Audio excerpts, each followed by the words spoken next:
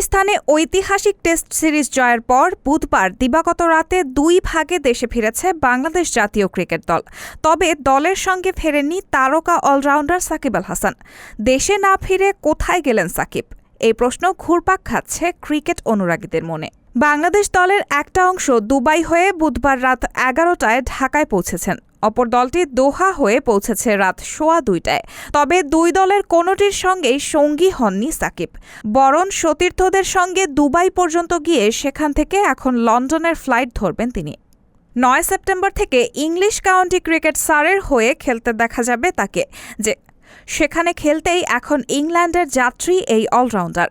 গত জুলাই থেকেই দেশের বাইরে রয়েছেন সাকিব। প্রথমে যুক্তরাষ্ট্র এবং পরে কানাডায় ২টি টি-২০ টুর্নামেন্ট অংশ নিয়েছিলেন তিনি। সেখান থেকে টেস্ট সিরিজ খেলতে দলের সঙ্গে সরাসরি পাকিস্তানেই যোগ দেন তিনি। এদিকে আওয়ামী লীগ সরকারের পতনের পর সাকিবের বিরুদ্ধে রাজধানীর আদাবর থানায় হত্যা মামলা দায়ের করা হয়েছে। গার্মেন্টস কর্মী রুবেল হত্যা মামলায় ২৮ নভেম্বর আসামি হিসেবে তার নাম উল্লেখ করা হয়েছে। পাকিস্তান সফরের পর অবশ্য দম ফেলার ফুরসত পাবে না বাংলাদেশ দল। ৯ সেপ্টেম্বর থেকে ভারত সফরের অনুশীলন শুরু হওয়ার কথা। ২ টেস্ট এবং ৩টি টি-২০ খেলতে আগামী ১৫ সেপ্টেম্বর ভারতের উদ্দেশ্যে রওনা হবে বাংলাদেশ। সেদিনই ভারতে দলের সঙ্গে যোগ দেওয়ার কথা রয়েছে সাকিবের।